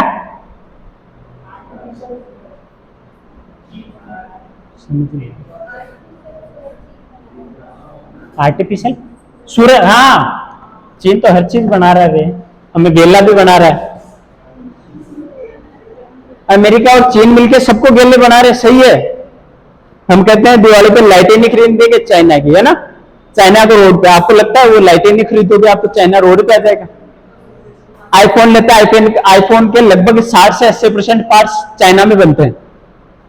बड़ी बड़ी गाड़ियां लेते हैं चाइना की, बड़े बड़े फोन ले लेते हैं अपन, लाखों के फोन आते हैं वो चाइना के ले लेते हैं, लेकिन 20 रुपए 50 रुपए की लड़ी नहीं लेंगे। दिवाली का त्योहार चाइना नहीं बनाता, पर हमसे ज्यादा इंतजार चाइना करता है, क्योंकि उसको पता है हमारा माल बिकेगा भारत में। सूरज बना रहा है, और उसने ये स्टेशन भी बना लिया, अंतरिक्ष स्टेशन, टिगोन या ऐसा कुछ नाम दे रहा है सूर्य को। क्या क्या है?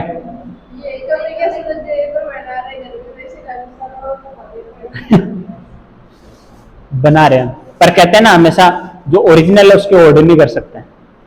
कुछ वैज्ञानिकों ने कहा कि ये सूर्य भी कभी ना कभी खत्म हो जाएगा।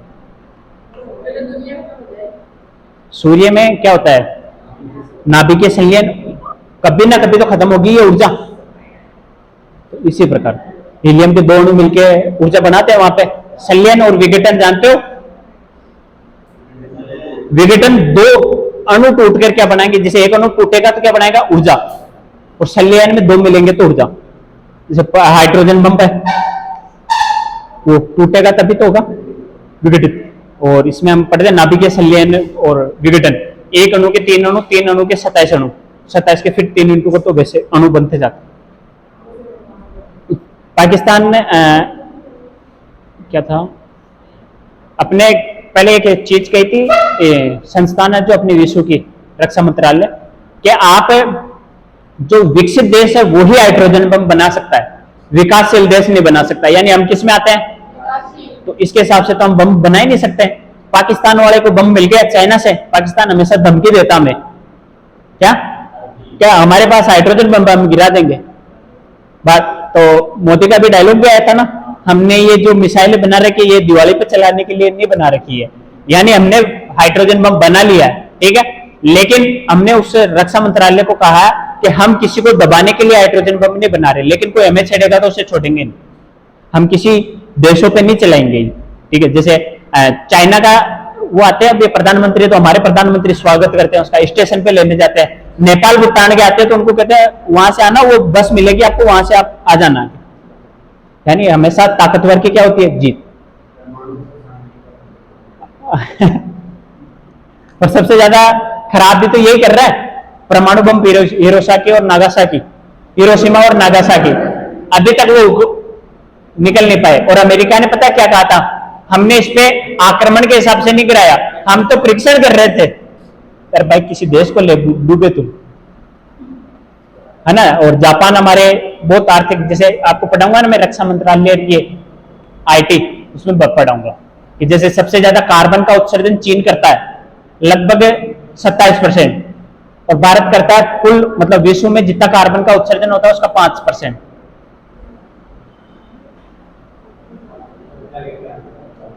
छापा टाइम क्या हुआ?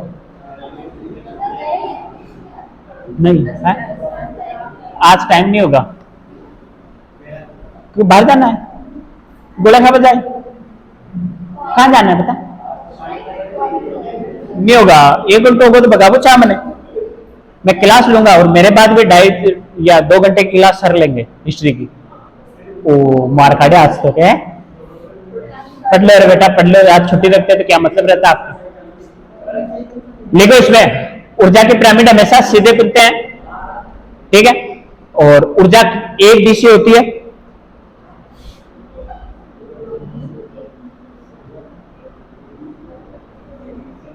एक ही दिशा में चलती है, मतलब पारिस्थितिकी तंत्र में ऊर्जा का एकमात्र स्रोत सूर्य, पारिस्थितिकी तंत्र में ऊर्जा का एकमात्र स्रोत क्या है? सूर्य। और इसमें लिखना है ऊर्जा का 10% नियम, वो नाम लिखा हुआ लिडमैन। ऊर्जा का 10% नियम किसने दिया था? लिडमैन। ये 10वीं की एनसीईआरटी में है 10% वाला नियम भी, मान जा रहे हैं। एकमात्र स्रोत सूर्य है। ऊर्जा का 10% नियम लिडमैन ने दिया। लिडमैन के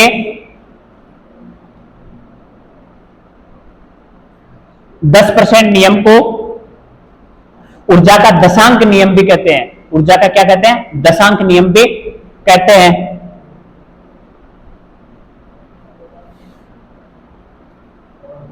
ये लिख लो, फिर थोड़े से नोट करवाने हैं आपको। एक तो लिख लिया ऊर्जा, इसके अब अगली लाइन में लिखो लिडमैन के अनुसार,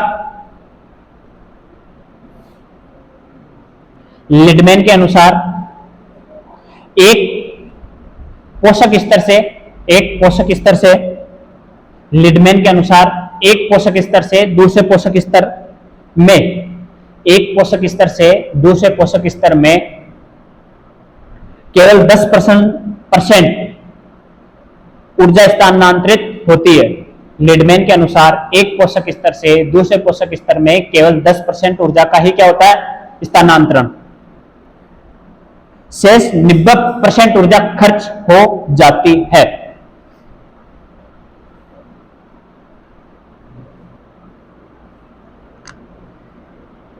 हो गया?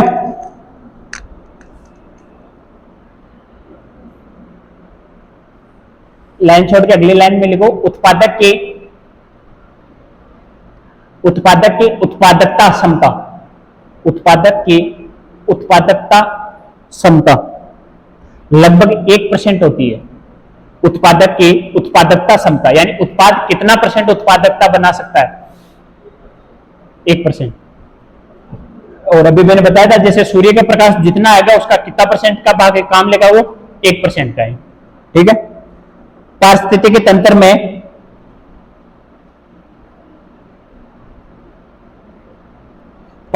तंत्र में ऊर्जा का चक्रीकरण नहीं होता, ऊर्जा का चक्रीकरण या पुनः चक्रण नहीं होता। पारिस्थितिकी तंत्र में ऊर्जा का चक्रीकरण या पुनः चक्रण नहीं होता।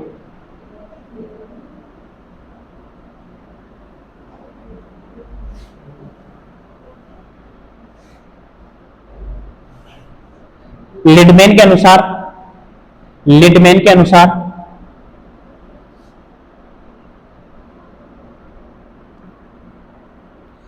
पारिस्थितिकी तंत्र की लिडमैन के अनुसार पारिस्थितिकी तंत्र की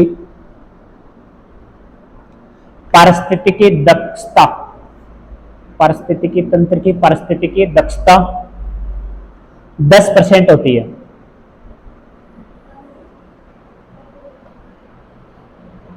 लिडमैन के अनुसार पारिस्थितिकी तंत्र की पारिस्थितिकी दक्षता 10% होती है। अब लिखो, हेडिंग छोटी सी लगा लेना, पारिस्थितिकी दक्षता।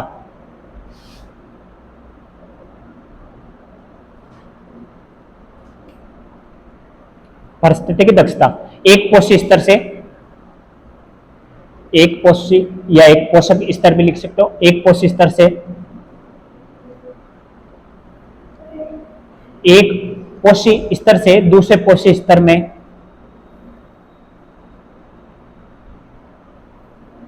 जितने % ऊर्जा का स्थानांतरण होता है, एक पोषी स्तर से दूसरे पोषी स्तर में जितने % ऊर्जा का स्थानांतरण होता है उसे पारिस्थितिकी दक्षता कहते हैं। ऊर्जा का स्थानांतरण होता है, स्थानांतरण या स्थानांतरित होता है, उसे क्या कहते हैं? पारिस्थितिकी दक्षता।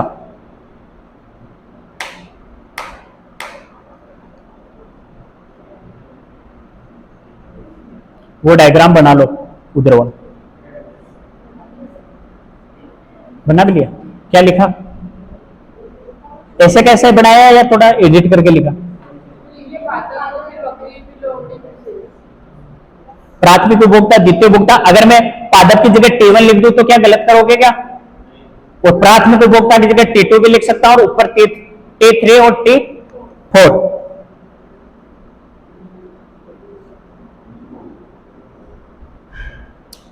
एक दो नोट है वो लिख लो, फिर नोट करके नोट। जीव पारिस्थितिकी तंत्र के मूलभूत इकाई है। जीव पारिस्थितिकी तंत्र की मूलभूत इकाई है। जीव पारिस्थितिकी तंत्र के मूलभूत इकाई है।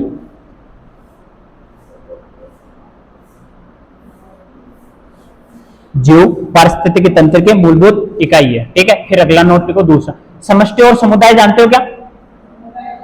समुदाय जानते हो क्या होता है? वो लोग मिलके रहते हैं, है ना? अपने गांव में होता है समुदाय भवन, सामुदायिक। ओके, समुदाय, सामुदायिक, सामुदायिक। ठीक है। आप समष्टि तो क्या होती है? किसी विशेष स्थान पर एक ही प्रकार की प्रजाति पाई जाती है, उसे तो क्या बोलते हैं? समष्टि। और एक ही स्थान पे दो या दो से अधिक प्रकार की प्रजातियां पाई जाती है, उसे क्या बोलते हैं? समुदाय। ठीक है, तो लिखो पहला समष्टि।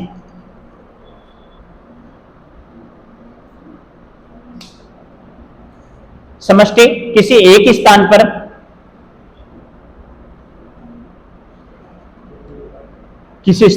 एक ही प्रकार की या एक ही प्रजाति के जीवों की संख्या क्या कहलाती है? समष्टि। किसी स्थान पर एक ही प्रकार की प्रजाति या एक ही प्रजाति, ठीक है, दोनों बातें एक ही है, एक ही प्रजाति के जीवों की संख्या क्या कहलाती है? समष्टि। समझ नहीं आया भाई तो एक बार हाथ खड़ा कर लेना। जी जाओ तय भी कर लियो, है ना? भाई भाई इतने तुम कह रहे हो। समुदाय किसी स्थान पर दो या दो से अधिक प्रजातियों के समूह को समुदाय कहा जाता है।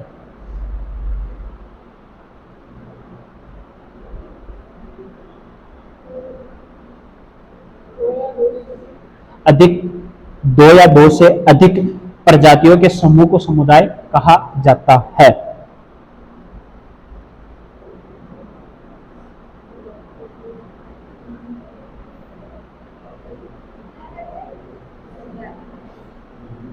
समुदाय लिखा रहा हूं तो समुदाय कहते होंगे, कड़ा के बारे में लिखा रहा हूं तो उसे दौड़े थोड़ी कहते होंगे, कड़ा कहेंगे।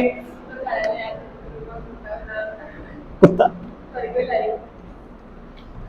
अब लिखो इको टोन। इस गणों की था क्या?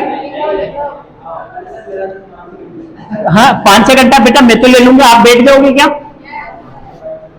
अभी तो मेरे और है क्या? लिखो इकोटोन।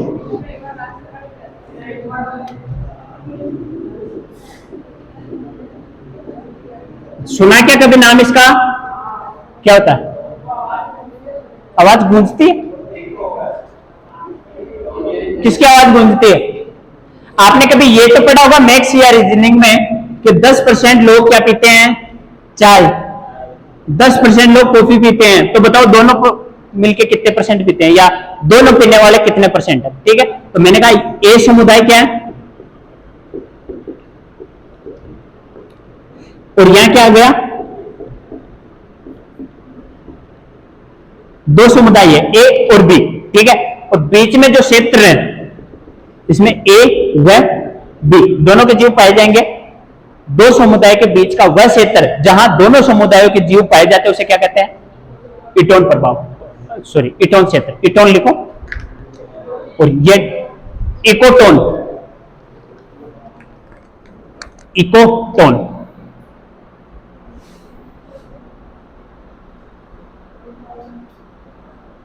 दो समुदायों के बीच का कॉमन क्षेत्र,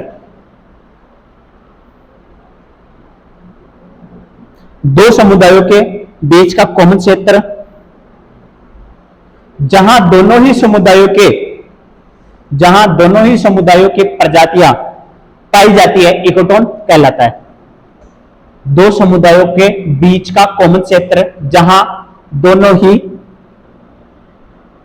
समुदायों की प्रजातियां पाई जाती है उसे क्या कहते हैं? इकोटोन। ठीक है, जैसे मान लो कोई क्षेत्र है, क्या बताऊं आपको यार, जैसे नेपाल और भारत के बॉर्डर है। ठीक है, तो दोनों का क्षेत्र तो अलग अलग हो गया वैसे, लेकिन दोनों की अभी अपने जैसे उधर जाए अपन अरुणाचल प्रदेश में तो अपने को लोग ऐसे लगेंगे जैसे नेपाली लोग हैं, मिलता ना। जैसे अपन हरियाणा की साइड अपने गंगानगर की साइड जाए तो उनकी भाषा कैसी हो जाती है? पंजाबी या हरियाणवी जैसी हो जाती है ना, तो प्रभाव आता है। लेकिन इसमें क्या है कि दोनों का क्षेत्र मिक्स है, कॉमन है।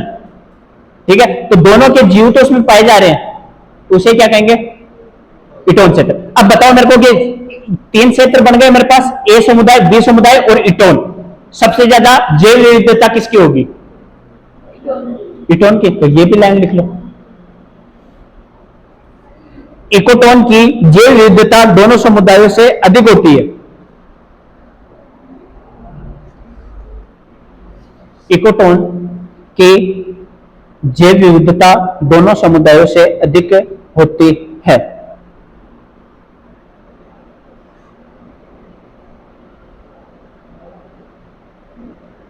डन। अब इसमें आप लिख भी सकते हो जैसे कि जल व थल दोनों के मध्य का इकोटोन। रामसर साइड, सुना रामसर साइड का नाम?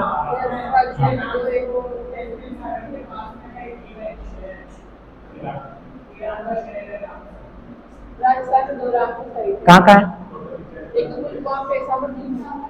और एक केला दे। 1985 और 1981 राजस्थान की ध्यान रख ले आप तो बेटर है। यानी इसको क्या बोल सकते हैं? आर्द्र भूमि।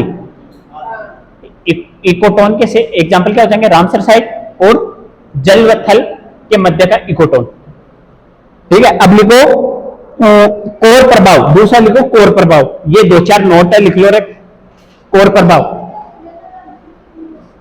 कोर प्रभाव लिख। दूसरा चेता यही है, बाहर पढ़ा गई खोपड़ा यही है, बाहर पढ़ा यार। कोई नहीं बोल रहा, वापस बोलो सर। क्या बोला सर? तू ये क्या बोला सर? क्या रह गया सर? ध्यान रख थोड़ा पढ़ाई पे। कोर प्रभाव, कोर कोर कोर प्रभाव। अब इसमें क्या हो जाएगा? कि ए व बी समुदाय है, इसके बीच कौन सी समुदाय पाया गया? इकोटोन। इकोटोन के मूल स्थान का पता नहीं चलेगा अपने को, यानी जो इकोटोन में जो जीव पाए जा रहे हैं उसके मूल स्थान का पता नहीं चलेगा। समझ गए? बाकी वो ए का या बी का ही है। इकोटोन में पाई जाने वाली प्रजातियों, इकोटोन में पाई जाने वाली प्रजातियों, इकोटोन में पाई जाने वाली प्रजातियों, इकोटोन में पाई जाने वाली प्रजातियों के मूल स्थान के बारे में पता नहीं लगाया जा सकता। इकोटोन में पाई जाने वाली प्रजातियों के मूल स्थान का पता नहीं लगाया जा सकता, इसे ही कोर प्रभाव कहते हैं।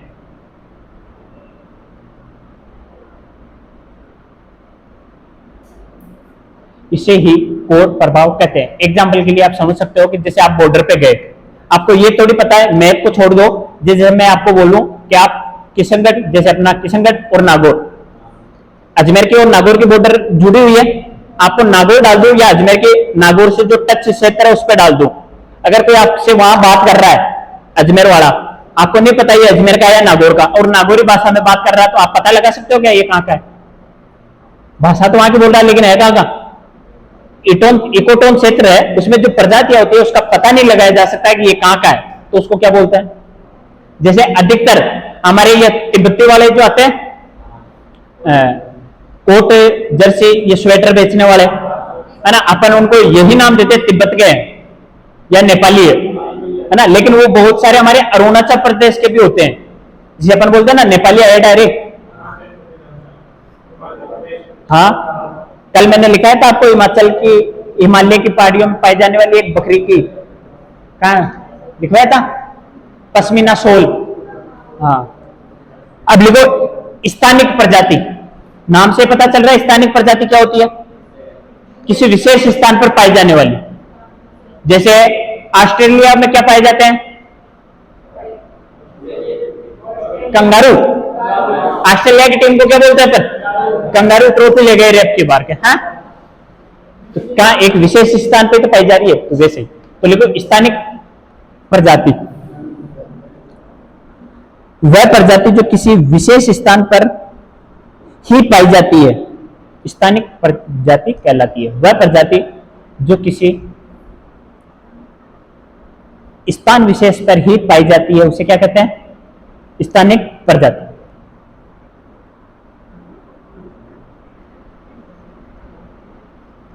खाओ लिखता तो लाग था। लिखो एग्जाम्पल में लिखो, जैसे ऑस्ट्रेलिया में कंगारू,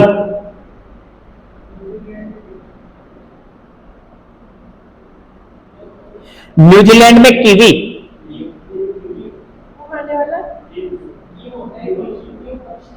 तो क्यों क्यों लिख ले भाई, क्यों लिख ले, पक्षी होता है। चिड़िया और चड़कली अलग अलग होते हैं क्या? कीवी खाने वाला, अरे वो फल नहीं रहे। हाँ। कीवी आता है, ड्रैगन फ्रूट्स आता है, खाया कभी? कीवी तो खाए होंगे, क्या ड्रैगन फ्रूट्स है ना, हमारे ड्रैगन फ्रूट्स एक ही 80 रुपए का आता है लगभग। पर एक चीज है कि जो प्रेग्नेंट लेडी होती है उसको कीवी या ये ड्रैगन फ्रूट्स खिलाने चाहिए, पोषक तत्वों की पूर्ति होती है।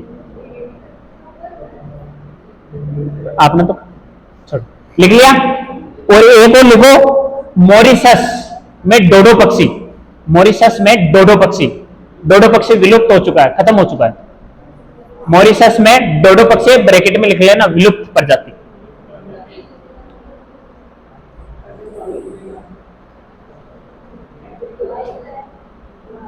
तेज बोल।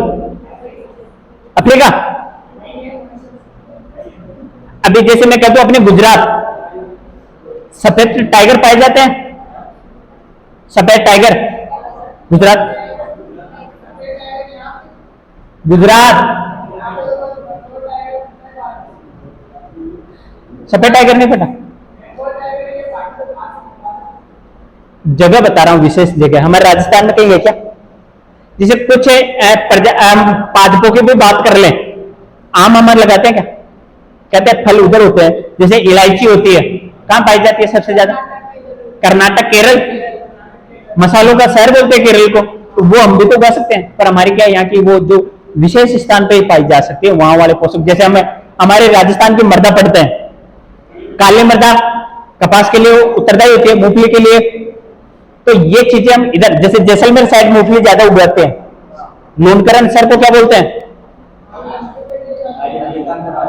राजस्थान का राजकोट। राजकोट गुजरात में, जहां भारत की सबसे ज्यादा क्या होती है? मूंगफली उत्पादन। तो हम जो लूनकरण सर को बोलते हैं, क्योंकि हमारे राजस्थान में सबसे ज्यादा मूंगफली कहां उगाई जाती है? राजस्थान का नागपुर किसे कहा जाता है? क्यों? संतरे ज्यादा होते हैं वहां। कोटा, इन सबको उपाधि दी गई है। जैसे लूनकरण सर को क्या बोलते हैं? राजकोट। राजस्थान का एक मंदिर भी है, क्या नाम याद नहीं आ रहा यार उसका।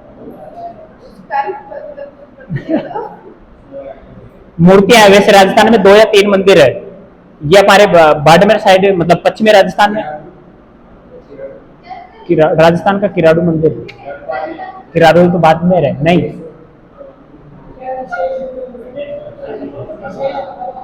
विशेष है कि वहां की जो मूर्तियां सारी नग्न अवस्था में मूर्तियां पाई जाती है।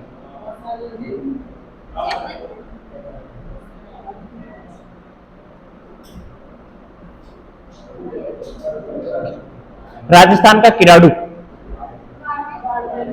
है ना, किराड़ू के मंदिर को क्या बोलते हैं?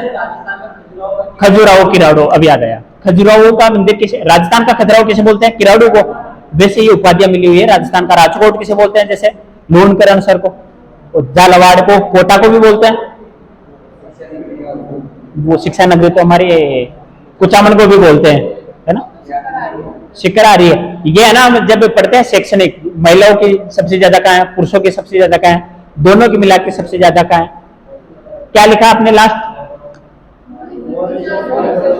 ठीक है, अब लिखो की स्टोन प्रजाति। की कैसे कबूतर वाला की स्टोन प्रजाति। मैंने उठाओ मत यार, मत खाओ।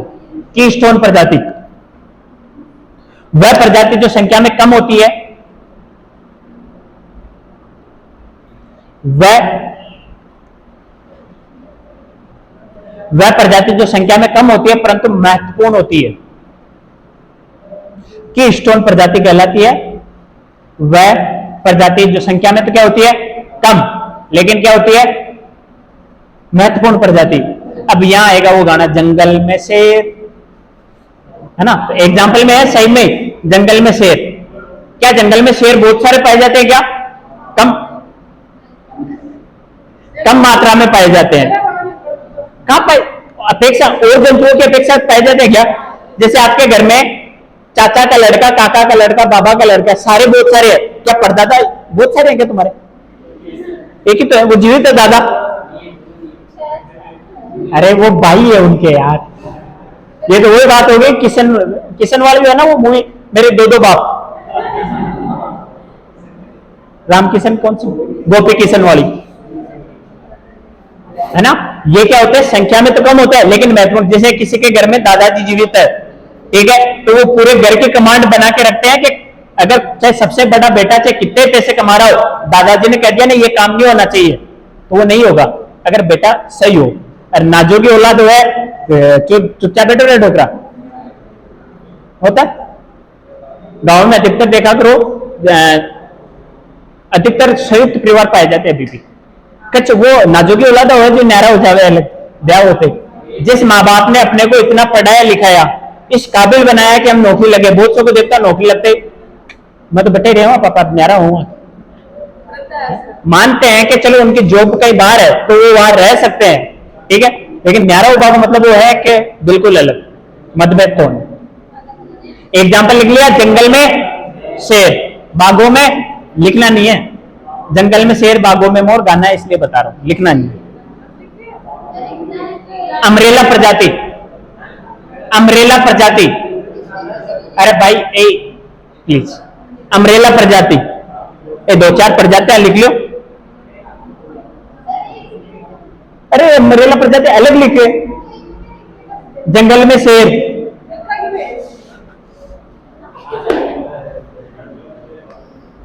की स्टोन प्रजाति लिखाई थी, उसका एग्जाम्पल है जंगल में शेर। उसके बाद दूसरी प्रजाति लिखो, अम्ब्रेला प्रजाति। अम्ब्रेला यानी क्या होता है?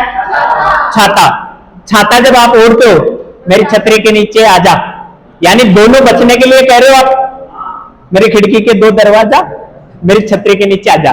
यानी मान लो आपने छतरी ओढ़ रखी है, किसी के भाई है उसके सिर में जुएं पड़ रखी है, बच तो कौन रहा है बारिश से? पहले बचने के लिए मैं मेरे लिए लगाया, मान लो सिर में जुएं, तो मेरे लिए बचाओ, बचाओ किसको भी मिल रहा है? जुओं। यानी एक प्रजाति को संरक्षण देने से दूसरी प्रजाति स्वतः बच जाती है। जैसे हमारे काला हिरण कहां पाया जाता है? ताल छापर अभ्यारण्य चुरू। तो ताल छापर अभ्यारण्य में मैंने बनाया कि अभ्यारण्य है, मैंने तो नहीं बनाया, बता रहा हूं, है ना, वहां अभ्यारण्य है, मैंने कहा यहाँ शिकार निषेध है, तो वहां बचाया किसको? मैंने काले हिरण को। लेकिन वहां नीलगाय स्वतः बच जाएगी ना, एक प्रजाति को बचाने के लिए दूसरी प्रजाति स्वतः बच जाएगी। तो ये अम्ब्रेला प्रजाति। कोई और एग्जाम्पल दिख रहा है मन में?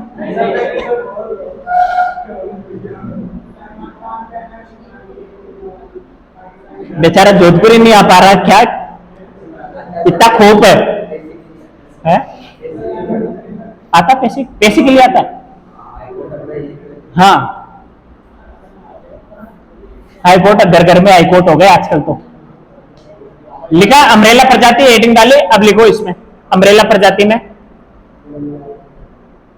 वह प्रजाति जिसके संरक्षण, वह प्रजाति जिसके संरक्षण से वहां की अन्य प्रजाति को स्वतः संरक्षण मिल जाता है। वह प्रजाति जिसके संरक्षण से वहां के अन्य प्रजाति को स्वतः संरक्षण मिल जाता है, क्या कहलाती है? अम्ब्रेला प्रजाति। जैसे मान लो किसी का विधायक का लड़का है, वो कॉलेज में पढ़ रहा है, उसको कोई छेड़ेगा क्या? नहीं छेड़ेगा। उसका साथ है, कोई दोस्त है, उसको भी कोई छेड़ेगा क्या? किसकी वजह से सुरक्षित है वो? विधायक जी की वजह से। तो यानी सुरक्षा तो किसको मिल रही थी? विधायक के छोरे को, उसकी वजह से दूसरा भी सुरक्षित है। इसी प्रकार अपन लिख सकते हैं ताल छापर अभ्यारण्य में हिरण को सुरक्षा से नीलगाय, इसको भी क्या मिलता है? संरक्षण। एग्जाम्पल में लिख सकते हो, ताल छापर अभ्यारण्य के हिरण किस प्रजाति में आएंगे? अम्ब्रेला प्रजाति। अम्ब्रेला सुना है ये पहले कभी नाम? अम्ब्रेला प्रजाति की स्टोन प्रजाति। अब वाला नाम तो आप सुनोगे, अनुकर्मण सुना? अतिक्रमण जरूर सुना है। कैसे है? एक तरीके का अतिक्रमण ही है ये। अनुकर्मण का मतलब होता है कि किसी प्रजाति के स्थान पे अपना स्थान ले लेना। ये दो प्रकार का होता है, ठीक है? प्राथमिक और द्वितीय। प्राथमिक में होता है ये लंबे समय बाद होता है। जैसे मैं कहूं कि बालू रेत के टीले हमारे जैसलमेर में, वहां किसी जीव का पनपना लंबे समय लगेगा उसको पनपने में, और मैं कह दूं कि द्वितीय में ये जल्दी हो जाता है। जैसे मान लो कि अमेजन वर्षा वन है, वहां आग लग गई, आग शांत हो गई, वहां जो पहले वाली प्रजाति थी वो मर गई या भग गई, दूसरी प्रजाति तो आके रह जाएगी ना। तो ये क्या हो गया? दो प्रकार का अनुकर्मण। एक तरीके से अतिक्रमण है। अतिक्रमण जैसे हम किसी सरकारी जगह पे रोक रहे हैं कब्जा, और या किसी गरीब को धमका के है ये मेरी है? अधिकतर गांवों में लड़ाई इसी अतिक्रमण की वजह से होती है। मेड़, जानो मेड़ खेत के बॉर्डर, बागा बॉर्डर होती है वो खेत की। अब लिखो अनुकर्मण। किसी एक प्रजाति द्वारा दूसरी प्रजाति को प्रतिस्थापित करना अनुकर्मण कहलाता है। किसी एक प्रजाति द्वारा दूसरी प्रजाति को प्रतिस्थापित करना अनुकर्मण कहलाता है। यानी अपन समझने के लिए बोल सकते हैं किसी प्रजाति के स्थान पे दूसरी प्रजाति का आना। अनुकर्मण मुख्यतः दो प्रकार का होता है, प्राथमिक व द्वितीय। अनुकर्मण मुख्यतः दो प्रकार का होता है, प्राथमिक व द्वितीय। अब लिखो प्राथमिक अनुकर्मण।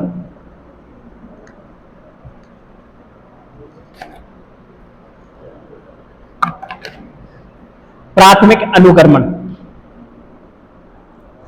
प्राथमिक अनुक्रमण में अपेक्षा अधिक समय लगता है, अपेक्षाकृत अधिक समय लगता है।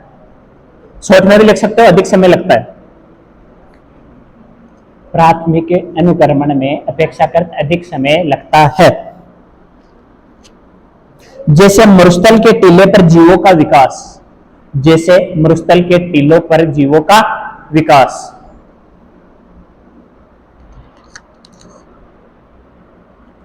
दूसरा लिखो द्वितीय अनुक्रमण।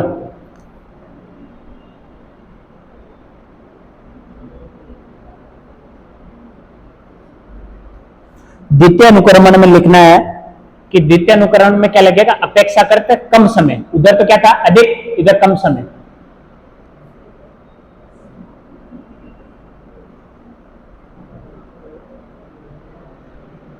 अधिक कम समय। एग्जाम्पल में लिखो अमेजन वर्षा वन में आग लगने से प्रजाति नष्ट। अमेजन वर्षा वन में आग लगने से कुछ प्रजातियों का नष्ट होना। अमेजन वर्षा वन में कुछ प्रजातियों का आग लगने से कुछ प्रजातियों का नष्ट होना तथा उनके स्थान पे दूसरी प्रजातियों का पनपना या विकास होना।